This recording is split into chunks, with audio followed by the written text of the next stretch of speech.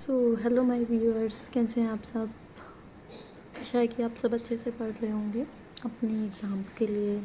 हाँ, काफ़ी लोगों का भी है, बीपीएसपीओ का इंटरव्यू चल रहा है, एसबीआई मींस क्लर्क का मींस चल रहा है। आई होप आप सबका अच्छा गया होगा, जैसे आपने सोचा था वैसे ही गया होगा। अब जो है 2024 के एग्ज़ाम्स लाइंड अप हमारे सामने। हमें हमारा पूरा फोकस उस पर होना चाहिए। सबसे पहले जो एग्ज़ाम है वो आरआरबी और क्लर्क का है। उसके लिए मैंने आपको स्ट्रेटेजी बताई थी। मैं हमेशा यही बोलती हूँ, एक ही स्ट्रेटेजी पर स्टिक करिए। अगर आपका पेस अच्छा बन चुका है तो एटलीस्ट 2 मॉक्स पर डे दीजिए मीन्स प्री के लिए।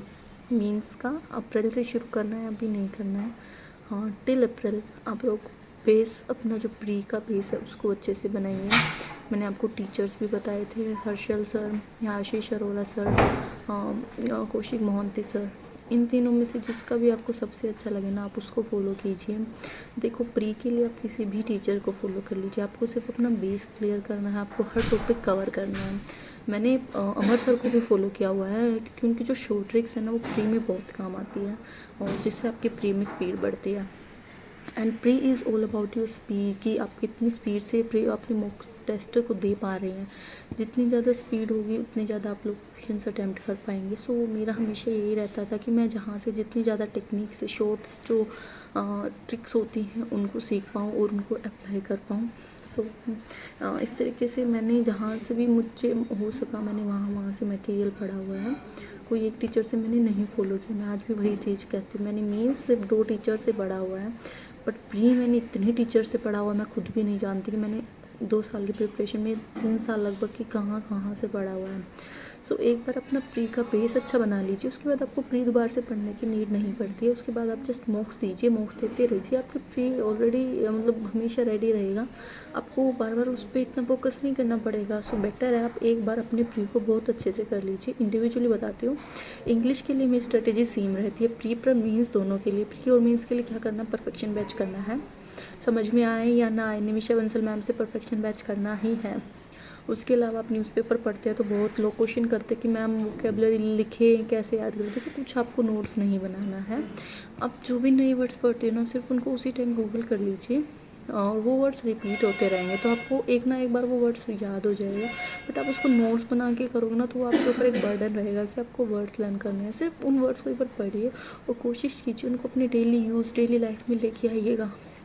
आइडम्स, इडियम्स एंड फ्रेजेस जो भी होते हैं वो सारे परफेक्शन बैच में निमिषा मैम बहुत अच्छे से कवर करवाती है, आपको अलग से कुछ नहीं करना है। साथ में उनकी एरर डिटेक्शन क्लास कर लीजिए, बहुत अब भी नहीं करवा रहे तो पहले करवाते थे, तो पहले भी उनके बहुत सारे फ्री वीडियोस यूट्यूब पे भी, अनअकैडमी पे भी स्पेशल क्लास होती थी, तो वहाँ से आपको वीडियोज़ मिल जाएंगी। ये 3 चीज़ें आपको बिल्कुल करनी ही करनी है। इसके अलावा 120 रूल्स ऑफ ग्रामर आपको अलग से नहीं पढ़ना है, वो ग्रामर की क्लास नहीं करनी अलग से, आप ये एरर डिटेक्शन वाली क्लास करेंगे कि आपकी यहीं से कवर हो जाएगी। मैंने आज तक भी नहीं किया ये चीज़ें। तो देखिए, मटेरियल बहुत सारा है, आपको उसे यूज़ करना आना चाहिए, आपको पता होना चाहिए कि उस मटेरियल को कैसे यूज़ किया जा सकता है। आज के टाइम में यूट्यूब में पढ़ने की कमी नहीं है, मटेरियल इतना अवेलेबल है कि आप थक जाओगे, इतना हो जाता है। अब सिर्फ लिमिटेड स्टडी कीजिए और अच्छी क्वालिटी स्टडी करिए, ताकि आपका एग्ज़ाम भी क्लियर हो और आपको ज़्यादा मेहनत भी ना करनी पड़े। इंग्लिश का यही रहेगा हमेशा, मीन्स एग्ज़ाम तक यही फॉलो करना है। मीन्स की क्लास देखनी है, परफेक्शन क्लास वाली, यही कीजिए। देखिए, मैथ्स के लिए 2 चीज़ कह रही हूँ मैं। अभी मीन्स अभी नहीं आया है तो अप्रैल तक आप सिर्फ प्री की जो क्लासेस होती है उनको फॉलो कीजिए। शॉर्ट ट्रिक सीखिए, टेबल्स 30 तक डेली लर्न कीजिए, 50 तक क्यूब्स कीजिए, 30 तक 100 तक आपको स्क्वायर रूट आने चाहिए। तो ये जब आप चीज़ें याद रखोगे तो आपको तब ज़्यादा हेल्प होगी। ये चीज़ें आपको प्री निकालने में काफ़ी हेल्पफुल रहेगी। मैंने की थी इसलिए मैं आपको बोल रही हूँ। डेली आपको number series, wrong number series, approximation, simplification, quadratic equation के 10 क्वेश्चन सॉल्व करने ही करने हैं। बहुत सारा मटेरियल कहीं से भी ढूंढिए, हर जगह से मटेरियल मिलेगा। मुझे स्पेशली ये मत बोलो कि मैम 1 वीक का स्टडी प्लान दे दीजिए, 1 मंथ का नहीं। आप किसी के स्टडी प्लान के अकॉर्डिंग स्टडी नहीं कर पाओगे, आपको अपना टाइम टेबल खुद बनाना। मैंने आपको एक पेज दिखाया कि आपको ये चीज़ें कवर करनी है, अब वो आपके ऊपर है। कि आप उस चीज़ को कैसे कवर करते हैं, एक चैप्टर को कितने दिन में कवर करते हैं। और अलग से पूछते कि मैम अलग से प्रैक्टिस क्या करें। देखो कोई PDF कुछ नहीं पढ़ना है, सिर्फ जो टीचर्स पढ़ा रहे हैं उन क्वेश्चंस को सोल्व कीजिए, प्लस जो मुक में क्वेश्चन आ रहे हैं उनको सोल्व कीजिए। इनके अलावा मैं कभी रिकमेंड ही नहीं करूँ कि आप कुछ करो। फिर भी आपको करना है तो आप अड्डा के जो डेली क्विज़ आते हैं ना उनको सोल्व कीजिएगा। मैं सच कह रही हूँ, मैंने जब प्रिपरेशन स्टार्ट की थी ना, अड्डा के क्विज़ ने मेरी सबसे ज़्यादा हेल्प की थी। इंग्लिश के भी मैं क्विज़ देती थी, रीजनिंग के भी आते थे, मैथ्स के भी आते थे, मिसलेनियस क्विज़ भी आते थे, सब्जेक्ट वाइज टॉपिक।